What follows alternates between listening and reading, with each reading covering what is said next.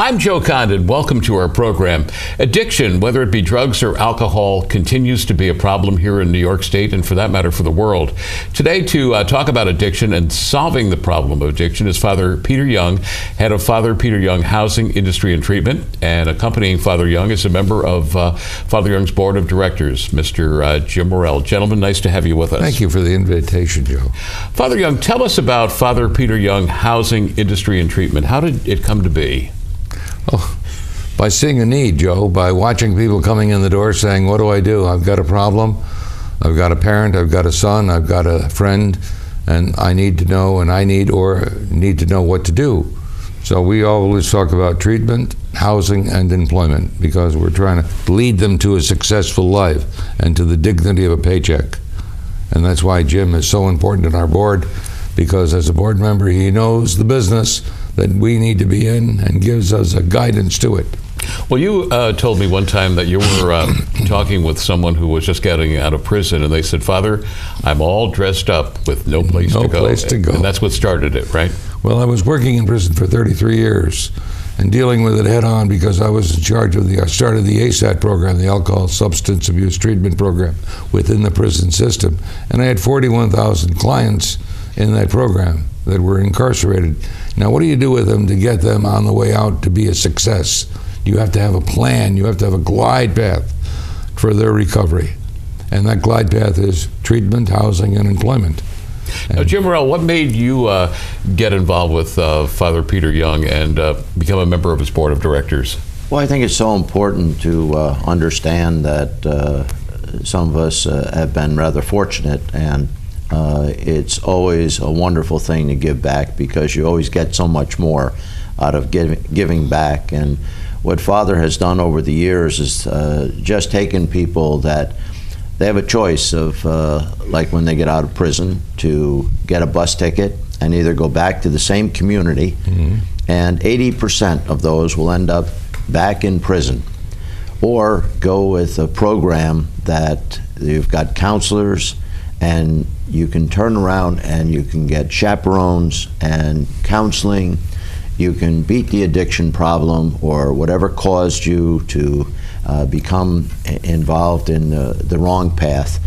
And as Father said, if you give people a little guidance, they'll end up in the right path. Right. And by training them, giving them on-the-job training programs, giving them employment, becoming taxpayers, less than 20% will end up back in prison. So it's the 80-20 rule, but there's so much more success if you've got that guidance and you understand that with good stewardship, we're talking about successful taxpayers, and that's what builds the community, and that's what all of us are interested in. Very important. Father Young, you are a statewide organization. You're down in New York City. You're in the Albany, Schenectady, Troy area. You're out there in Utica, Syracuse, Rochester, Buffalo. Right up to Montreal. You're up in Montreal as well. Well, up to the state line. We're a New York State agency. Why do you think over the years you have grown? And you seem to be a very unique program. You've been recognized internationally on public television. Rachel Ray had you on last year. You're one of a kind. Well, I enjoy being able to see recovery. The Jim has got a real good reason to be able to be supportive for the business community. I have the idea, the commitment to see a person get that kind of lifestyle back of hope. When you are addicted, you don't have hope. And you bring hope back in a life, and it makes a person a better individual and a better community. Jim hit it on the head. You can make a better community by bringing back people that want to do something instead of negative behavior. Now, one of the misconceptions over the years has been that drug addiction is primarily in the urban areas, not only of New York State, but in the nation. But it seems to be turning around, and it's more of a problem in suburbia, right? It is now. And I know I'm getting caught with that. The last 5 funerals I've had within the last month and a half have been people who have been from the suburban community overdosing. Joe, this is something that Father has just reached out because it was a state program, and he's very familiar with all aspects and all the cities in the state. And this is not a city program that just is in New York City or just in Albany or Buffalo. It's in every community. So whether it's drugs or you have an alcohol program that Father worked very, very hard. It's a disease. People need to recognize that any of us, could end up being an alcoholic tomorrow if we just, go on the wrong path. Well, Father Young, you are individually responsible for getting New York State to reclassify alcoholism from being considered a crime to being considered a disease, right? 14 years and 35,000 meetings, I succeeded in that job because Jim made me very happy with the comment he just made. It's a disease. It's an idea of an endorphin rush going into the body that when you drink or use any kind of a chemical, it goes into the neuro system, and that neurology of that goes into the body, and from the body right into the mesolimbic area of the brain, and they call it dopamine. It goes, and different people have different proportion of that, and that again is something that happens by nature, and different people have a predisposition to become addicted, and therefore when they take it they may want more all the time because it registers in that pleasure center of the brain. So it's definitely a disease, and I just have been fighting for that from the last 55 years. Well, today we had a very prominent congressman from Florida who was arrested on charges of drugs, and then we have the mayor of Toronto who has been doing some unique things lately. So it doesn't matter where you are economically or your status in society, does it? No, not at all. No, you're taking a drug and the drug takes you. We talk about that all the time. Man takes a drink, the drink takes the drink, and the drink takes the man. So you just become compulsive. It's a progressive, insidious disease. Those are two important words because you don't know it's happening to you until you're caught. Now you offer an alternative to incarceration. Evidently, you've been able to work something out with the legal authorities of New York State and local municipalities where someone has said, okay, you can either go to jail or go to Father Young's program. Would you share that with our viewers, how that works? Well, the big thing that he mentioned, again, I thank God for Jim being here to mention that because he sees it from a different angle. He sees it as a cost to the taxpayer when people are reincarcerated. Now, it's 169, I think, right now, $1,000 a year in New York City, in the New York City area, to incarcerate anyone for a year. One person per year, 169,000. That's a lot of money to incarcerate a person. And then codependently, their relatives will go on, social services or whatever it might be, and that guy or person, the woman that might be incarcerated, they become codependent. So there's an added cost there, and the medical cost and all of that. It's a tremendous cost to society. And Jim said he is talking about it from an ROI, the return on investment for the taxpayer. He pays taxes and he wants to see them spent in a logical kind of way that'll benefit society.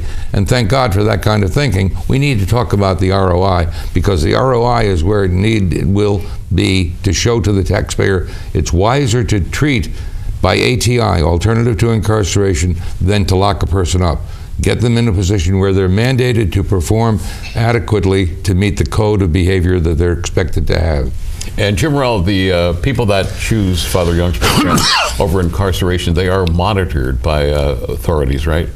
Yes, they are, Joe, but I don't think that people really sometimes get it, and that is that preventative maintenance is better than all of a sudden having a major problem. And the programs that Father has, they take people down the right path. We develop people into becoming taxpayers instead of being tax liabilities to the system. Because if you wait until they get their habits so that they're doing the wrong things in society, it costs so much more. And you know that if you don't effectively get them back into the position where they have pride and they have worth and they're happy in their own skin, then what ends up happening is that they're going to end up back in jail. They're going to end up being homeless. They're going to end up being, a wasted life. And I think that we're very, very fortunate to have a Father Young and people like that, but it's so rare.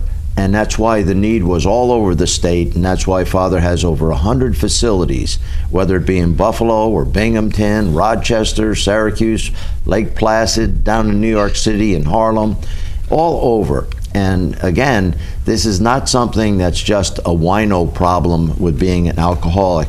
There are many wealthy people that all of a sudden become alcoholics, or someone else that ends up having a drug problem, and it's a life that is unfortunately wasted. Now, Father, you have training programs for people that just when they come out of prison or are in a situation where they decide to go with you as opposed to incarceration. Sure. Could you talk about some of those job training programs you have? Well, we try to find a niche. We're looking at many niches all the time, because the people that do come from our program frequently will have a background of negative behavior. And we have to transfer that kind of negative behavior to a profitable way of life where they can get that kind of dollar for their enterprising ideas. And that's what we try to do. We try to look at the kind of guy, do an evaluation, and in that evaluation work with what we call a culinary program, maintenance program, construction kind of program, and many other niches. We now train for many different computer programs, so for data entry, for agreements with industries, so that we train for their specific need. And we try to train that because we have the Access VR program, which will qualify a person for an opportunity with a preferred status and then a tax reimbursement too to the employer. And then we have an opportunity where the guy then, or the gal that might be in need and doing what the right thing might be of getting stabilized in recovery, then is ready to learn how to be a good hardworking person to make every day count and be a benefit to that company that they're employed by. So getting them to work. Jim Morrell, Father Young has a green jobs program, which you've been very excited about. You guys want to talk about that? Well, I think it's wonderful, Joe. And again, Father's trying to find niches where we don't have trained personnel that are doing these types of jobs. And if you can have an on-the-job training program, then these people would become fruitful employees, and they'll again be happy with their employment and have a good paying job and have a good productive life. So again, people have all sorts of talents. Many people have never had the opportunity to work in, let's say, heating and ventilation. And if you can get people into construction and you can have them do some of that work, and they find out that they have a real love for that type of work, then that's what Father is doing. And through on-the-job training and also employment opportunities that Father provides, he can take somebody that's got the training and fill a need in society where there's people that are looking for good trained workers, and Father provides that with his programs. Well, all three of us sitting here this morning have been to the Schuyler Inn Culinary Institute, and besides being a great place, you've placed people up at the Sagamore, up at Lake George, down in hotels in New York City and in Washington, D.C. Talk about the Schuyler Inn Culinary Institute and your placement and success. It's what they call a proprietary school, comparable to the Culinary Institute of America, the Schenectady training program that they have at the Schenectady Community College. It tries to give you the very, very solid foundation that you need to be a good culinarian. And that's what we're happy about, because that's a market. There's always a need for that kind of person. And that person, then when we qualify them, it gives them an entree into the system. And we were in a very happy kind of relationship with all of the, quote, providers of food and fun and fellowship. So we try to work with that group, and they often come to us and say, I need 4 or 5, I need 5 people or 4 people, and the quals that they have, the qualifications are, and we can meet those qualifications and get them a job. We have a lot of veterans coming back from Afghanistan, and we have veterans who have come back from Iraq and Afghanistan, and even going back to Korean War, Vietnam War, that need help. And Jim Morrell and Father Young, Father works with the veterans.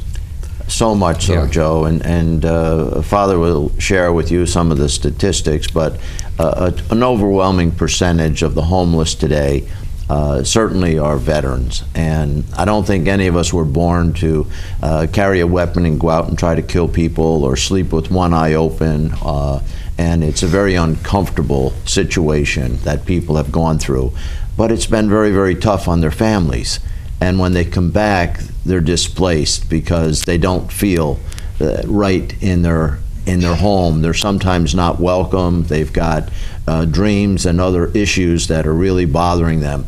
And Father has put together many of these programs that will work with the veterans